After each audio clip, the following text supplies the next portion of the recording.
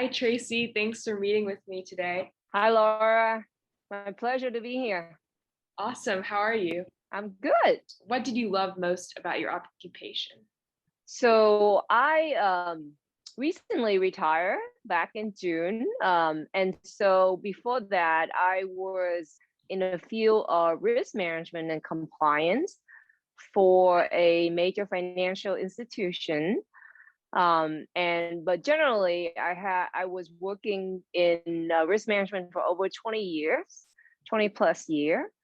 Um, what do I love most about it? I think I what I love most about it is I like being an advocate for um the business, for customer, for the better way of doing things, and to um help a bank to achieve its goal while also protecting customer, their money or their informations, because truly, the bank, any bank, only as good as its reputation, right? And so you can put your money in any bank.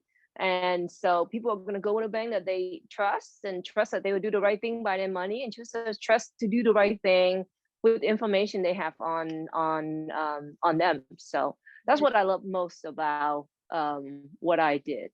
Awesome. Thanks for sharing. What did you least like about it? What I least like about it is having to say no. So for example, when I support a business and they come up with this great idea for customer, like, oh, it'd be so much easier if we do it this way for customer, but they don't think about risk, and that's why I need people like me. And so then, having to say no, I can see how this will be great for customer, but if you take risk into account, it's actually not so good for us, and also not so good for the customer in a longer term. Mhm. And so that's, having to say no is you have to get used to it, because um it's not a fun thing to do. Yeah. But I believe that if you build great relationship with the people you work with, and that they trust you, so even when you say no, they know that you are trying to help them and not just being difficult, so to speak. So but that would be my least favorite thing. Yeah. I can definitely relate to that on a daily basis. So, Yeah, why did you choose to go into risk management? I didn't really choose, because I graduated from UC Davis with a Bachelor of Science in the degree of Managerial Economics, which is a business degree, so to speak, but with more emphasis in like quantitative analysis. Mhm. And then I worked for a couple years, and then I went to law school. So once I graduated from law school, truly, I think my first job out of law school, I actually initially worked for a startup for, maybe 6 to 7 months. And what they did, was interesting, but I didn't really enjoy that work. So when where I end up long term, and pretty much for most of my career, was this major financial institution that I retired from. And I just liked the posting, the thing they describe about what the job was going to do and the skill sets required.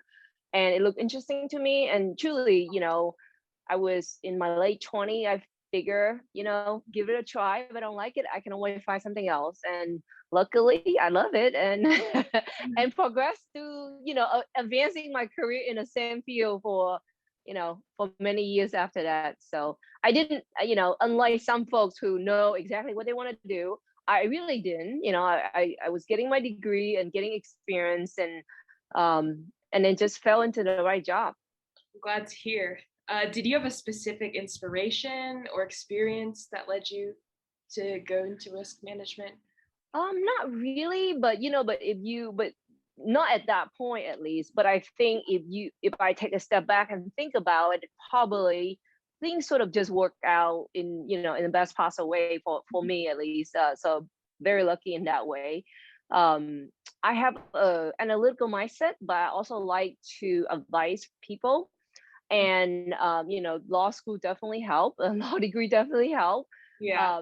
And before law school, I spent a year or so doing consulting work, and lots of traveling, lots of working with lots of company, work with a few banks during those time. And so it it wasn't really any specific inspiration per se, but it was definitely having the right experience and falling into the right position, and it happened to get it.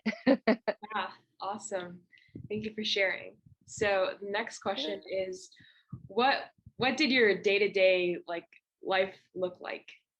So my day to day, I guess at the end of my career was, I was, middle management, so to speak. It's a lot of meetings, meeting with the business that I support, meeting with the team, meeting with the people we work with. And a lot of these meetings, we are basically trying to solve problem, advise the business when they have questions. Let's say they have a situation involving a customer and they're not sure what to do or what they should be doing, what is allowed within the law and regulation that financial institution is under. So if you strip out all of that, it's a lot of meetings, and managing team and managing a lot of relationships. But in all of it, I think these meetings are meant to build and maintain relationship, help business customer to solve their issue and help them to be a better business from their processing perspective. Awesome. That's very cool to hear. Was there an especially memorable experience or like memory you had? Um, I will have to say that maybe 3 years ago, uh, I was supporting this executive. Um, she's she I respect and admire her a whole lot. And I think working with her and supporting her business, watching her inspire her team, and how she treat everybody. I mean, she's a pretty high executive, but a specific example for, so I think she went to New York or maybe DC, somewhere in the East Coast. No, I think it was New York. And then she went to a 9/11 museum, and she got something for me. Again, this is purely business relationship. I've never received anything from a business relationship, you Mhm. know, items from their travel. So she was in New York. She went to a museum. She bought something very small, but she sent me a handwritten note. And I was very touched by it because truly, I mean, I know I support her. So technically, she's my customer, and she managed 2,000 people. She have a lot of things on her plate. In my mind, I can't believe she took out the time to thought of me, then send me a handwritten note. A lot of executives like her have their admin, their secretary do pretty much everything, including their own families, honestly. But she did it all herself, and I'm just like, goodness gracious, when does she ever sleep? Because it feels like she never sleep. So Mhm. I think that experience, even though not completely work related, but it's just to demonstrate the Yeah, importance of relationship and having good relationship with people you work with, and how you treat people will stay with you. How you treat other will stay with them, good or bad. And in this situation, it was good. So that's so thoughtful of her. This kind of leads me to my next question. What was like the biggest challenge you had in your career? I think probably one of my biggest challenge in my career was learning to speak up for myself, Mhm. learning to advocate for myself, whether it is getting the resources I need for myself or my team, or promoting myself or promoting people in my team. I think that's a challenge for a lot of people in my mind, myself included, because it doesn't come naturally for a lot of us. Let be honest. It just you know it just feel a little selfish naturally, but it isn't, because, and I overcome that eventually, and I think by the end of my career, I didn't have any issue doing that, advocating myself, advocating for my team, knowing my self-worth, knowing our team worth, because if you don't, no one's going to. And so I learned it the hard way, and I learned it probably not early enough in my career, but I guess enough so that when I ended my career, when I retire, I received some very nice and touching note from people I used to manage, Mhm. telling me that I was the best manager they ever had, and these folks been around for many decades. Some of them are several decades older than me. So I felt like, wow, I didn't realize that. Yeah. This whole time I thought I was just doing my job, but I guess not every manager does it. So I feel like more managers should be doing Huh. things like advocating for their team and for themselves, more importantly. Definitely self-advocacy is really important, and I'm so glad that you touched so many people in your career. Um, so my next question is, what did you learn from that, speaking up for yourself and your own team? I think what I learned from it, I kind of allude to it a little bit, is that if you don't do it, no one will. And Hmm. if you don't do it, no one knows, right? Let's say that, I have the greatest idea in the world, but if I'm too afraid to speak up for myself and, say speak up at a team meeting or at a project meeting, well, no one will ever know about it, right? And then in other situation, for example, I have a team of folks and they do great work, but a lot of time they have to say no, just like myself, because that's the kind of role we're in. We have to say no. So, sometimes people are not too happy about it.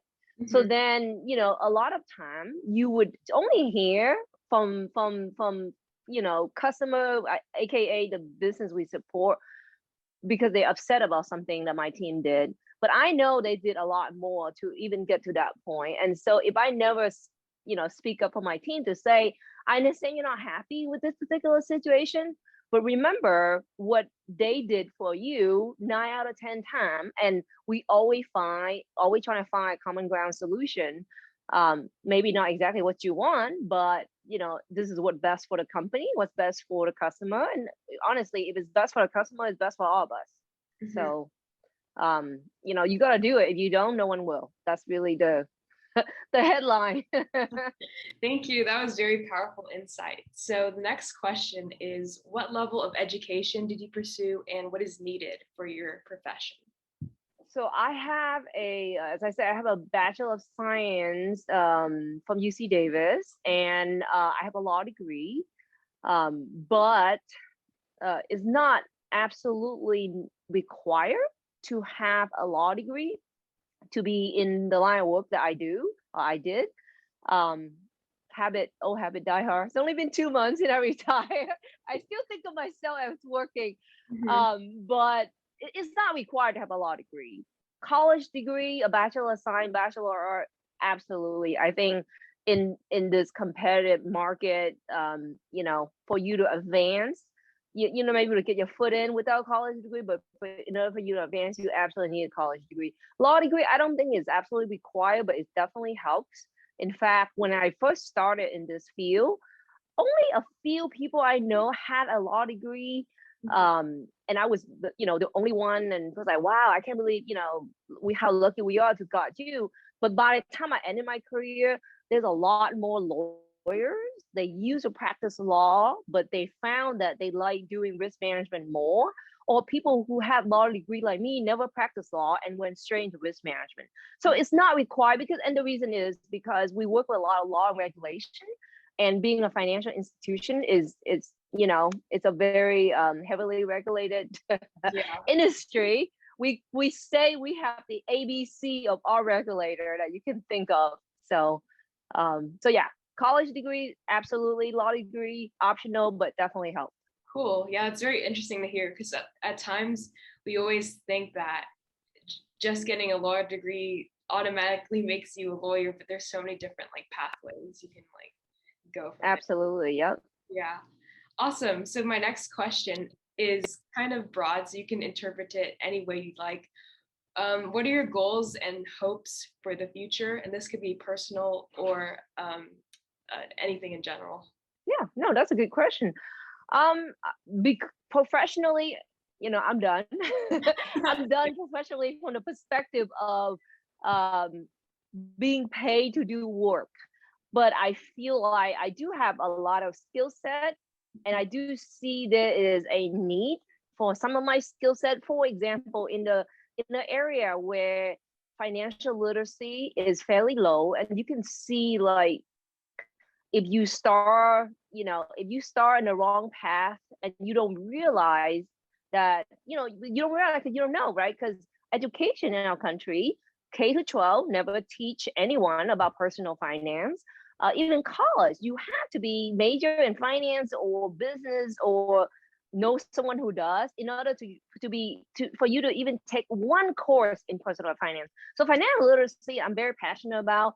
The reason why I'm able to retire at such a young age, because I was able to learn some of that very early on and have the discipline to follow through it. And so I feel like, especially for women and people of color, financial literacy is an area that can improve drastically because, truly, I know money isn't everything, but being financially independent will allow you to do the thing you love and to stand up for yourself and to help, to return, help out the causes you believe in. So, my hope and dream, I don't know about hope and dream, but I definitely hope to be able to use some of that skill set to give back to the community from a financial literacy perspective. And personally, obviously, once, maybe in a few years, we hope to travel the world more extensively. We hope to become international nomads where we would just live in foreign countries 6 months at a time and, not have a home. And, when we return to the state, we'll just stay with family, visit with family. And so, but we'll see. We still planning and talking through some of that because it's a logistically challenged venture for sure. I love that for you. And it's incredible to hear that you want to continue to use your skills in financial literacy. And maybe one day you can come, maybe be a guest speaker for our finance workshop. That would be awesome. I would love to. Just tell me when and where. I have all the time in the world now. Awesome. So our last question for today is, what advice would you give a high schooler or a college student who wants to pursue a career in your profession or field? What advice? Okay. I say, first of all, you have to be passionate about what you want to do, whether it is in risk management or a doctor, engineer, or scientist. You have to like it, because if you don't, you'll be miserable and you won't last long anyway, right? So, like I said earlier on, I'm lucky in the sense that I enjoy doing the work I do. And the negative aspect of my role, as I described earlier, is you have to be able to tell people no, and you have to not take it personally when people behave as if they don't like you, right? Mm-hmm. And I know we all say, well, it's a work thing. Who cares if people like you? But ultimately, we are human. We want to be liked. Let's be honest, right? So Yeah. I think first of all, you have to find what you're passionate about. But if you found yourself to be passionate about in risk management, I think the advice I would give is definitely do a degree in college. When you go to college, do a degree in either business or data analytics or even pre-law, like a political science course. Or even accountant, actually, finance. So we actually have quite a few people that came from finance background. And so, one of those major, I think, would absolutely help you with to join a field of risk management. And then, you can get a postgraduate degree, whether it's law or you can have a master in math or statistic. Any of that will work. And then truly use your internship, your summer job, your part-time job to further that. What I mean by it is, yes, you can go work at Target and that's great because, but, should you take a job at Target that's paid versus maybe something unpaid, but help you get closer to that field, And I know financial institution that I came from have summer internship for college students in a risk area, in a compliance area.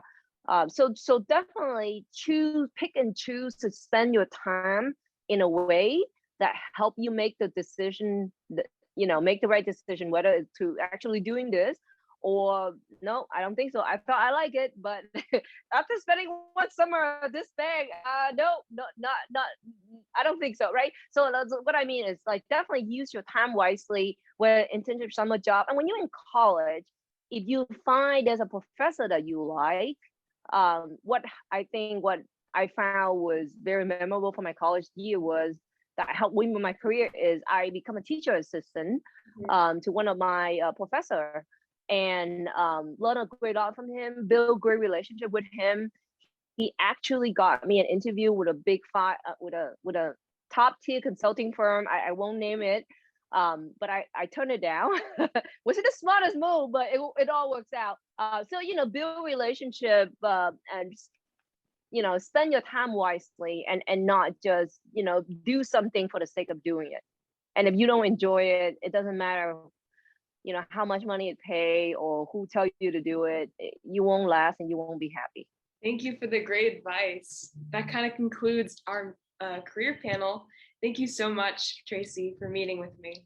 Thank you, Laura, for the time and opportunity. Of course, I hope to see you soon.